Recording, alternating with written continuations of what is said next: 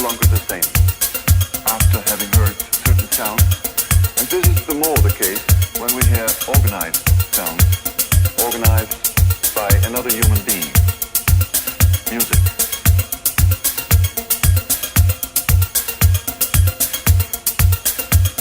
At about 1950, it was no longer self-understood that a sound is a sound. Because the idea to compose the sounds themselves came up as a result, we might say, of the historical development, the school of Vienna, of the Viennese composers, had reduced the musical objects, themes, the motors, to entities of only two sound intervals. Webern in particular, Anton von Webern. And when I started to compose music, I certainly was a child of the spirit of the first half of the century. Continuing and widening what the composers of the first half had prepared. And it took a little step to have the idea to compose a single sound, to synthesize the sound. I should immediately say that it was a second thought because I started analyzing all sorts of sounds. I recorded sounds in the Musée de l'Homme in Paris, where you can find all the exotic instruments. Instruments of wood, of stone, of lithophones, of metal, of all different cultures, and of all the different historical periods. But I also analyzed sounds which I recorded in the daily life. All sorts of noises. I began to study books in which you can find the analysis of vowels of the classical musical instruments. And one by one, not having had any good training at the music conservatory or at the university in acoustics, one by one, I became aware that the sound is not just a sound. And I became very interested in the differences between the sounds. What is the difference between a piano sound and a vowel R and the sound of the wind?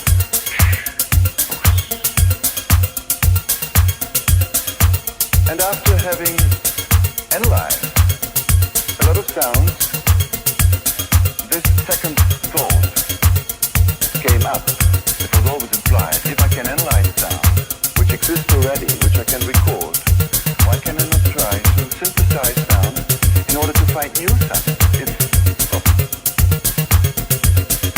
And at that time, we had only instruments which try to imitate classical instruments. You find them in bars. Not yet in the symphony orchestras, because the symphony orchestra up to now is a fairly closed sound world because of its social composition. So for example, no electric organs of the modern type of organs can be found in symphony orchestras easily. But for example, in pop groups nowadays, you will find a lot of equipment that has been produced by companies who have started building instruments with keyboards and certain registers like organ stops to imitate trumpet, flute, clarinet, etc. They add now more and more gimmicks to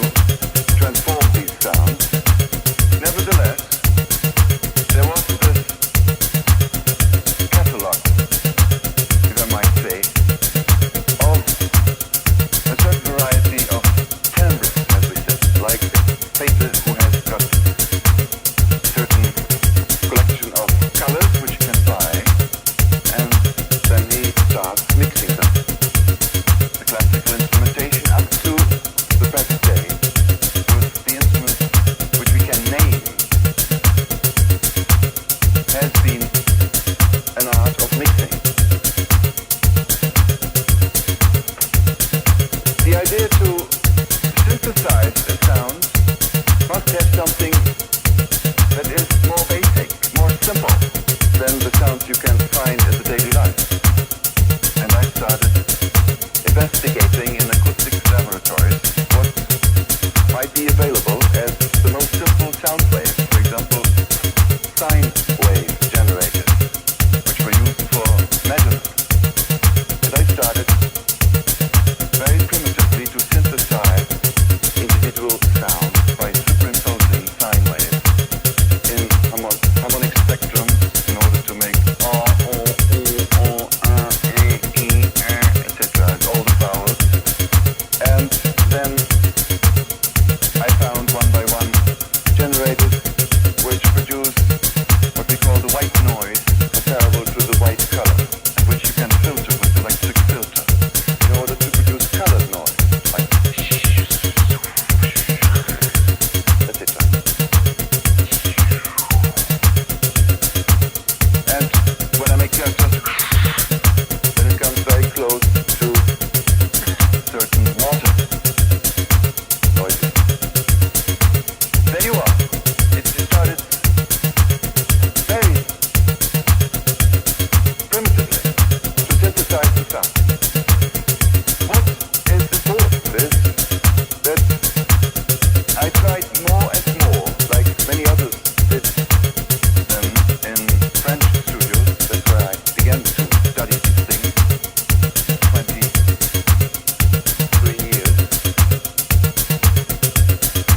In the group so-called music compressed, they recorded sounds and transformed them with electric devices.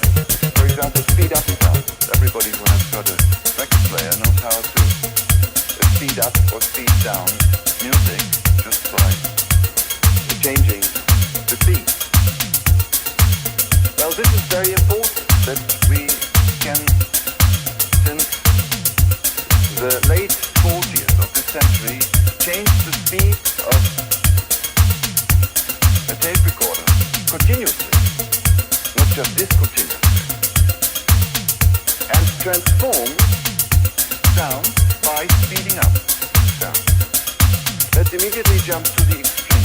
Then we come to the first criterion. If you take a Beethoven symphony and speed it up,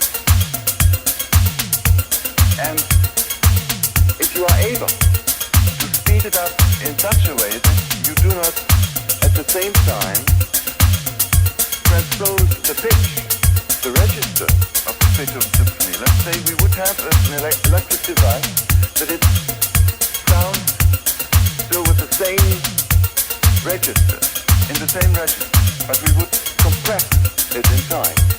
And we would compress it to such an extent that it would last just 1 second.